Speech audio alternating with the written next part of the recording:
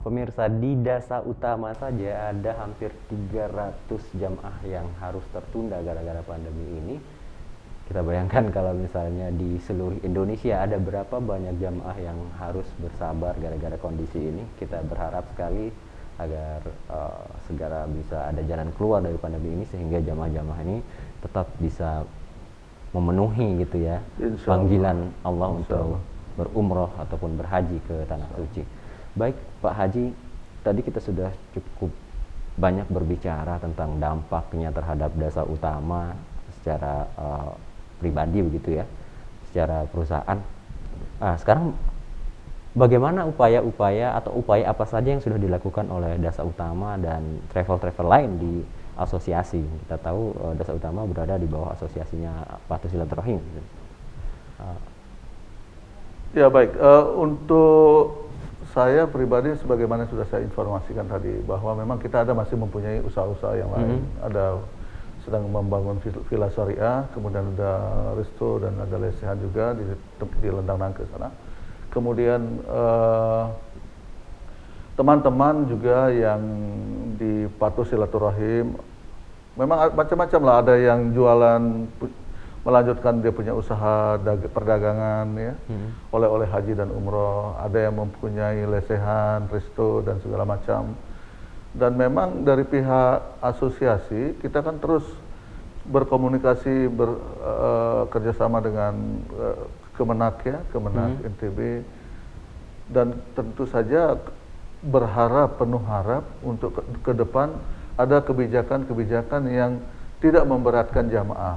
Contoh saja ini PCR ini. PCR ini sudah terus terang sangat memberatkan untuk orang melakukan perjalanan. Ya, itu satu. Yang kedua juga aturan-aturan untuk isoman dan yang lain itu sangat memberatkan juga. Karena akan mengurangi jatah masa ibadah. Mudah-mudahan, tapi kita tetap berharap mudah-mudahan ke depan kebijakan dari pemerintah Saudi Arabia ini akan lebih ringan ya, lebih luas dan tidak menyusahkan, tidak menyulitkan. Ini orang mau pergi ibadah ya ke Baitullah Al-Haram. Jadi adalah wajib untuk dibantu ya pelaksanaan umrah itu sendiri. Seperti itu. Kalau upaya yang fokus misalnya untuk mencoba mempersuasi pemerintah begitu, apakah sudah ada yang dilakukan oleh pihak asosiasi?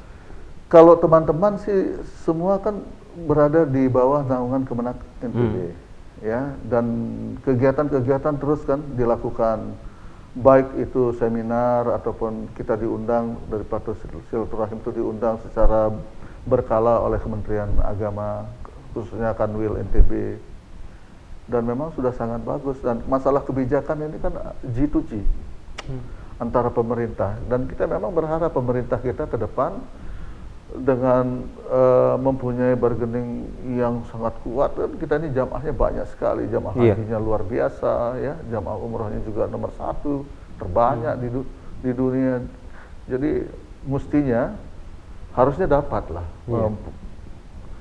kalau dikatakan kayak wild card itu, kemudahan, keistimewaan dalam untuk berkunjung ke Baitullah Al-Haram, seperti itu. Karena sebagaimana yang kita tahu, negara-negara lain sudah ada yang mendapatkan itu ya, keistimewaan itu.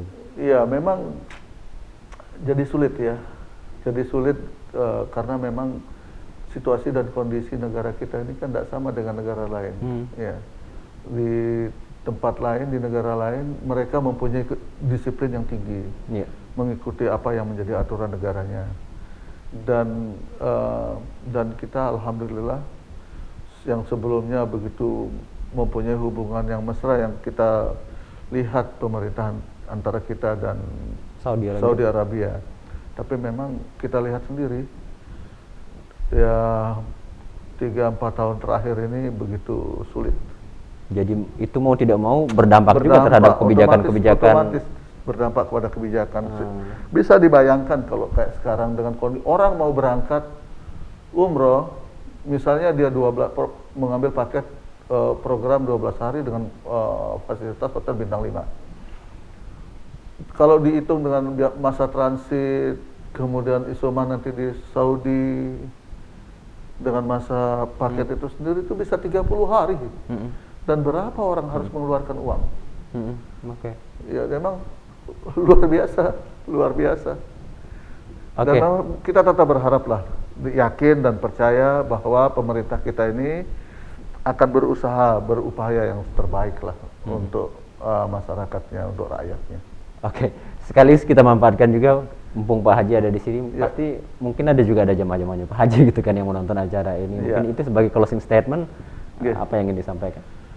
Ya, kepada semua jamaah Dasar Utama ya, bagaimanapun juga keamanan dan kenyamanan untuk kita melaksanakan perjalanan haji maupun umroh itu menjadi prioritas utama kita.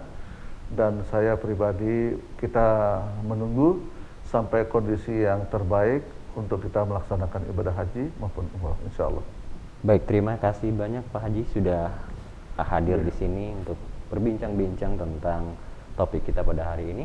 Pemirsa, demikian tadi obrolan kita dengan Pak Haji Danang Abdullah Al-Khatib yang merupakan owner dari Dasa Utama Umroh dan Haji.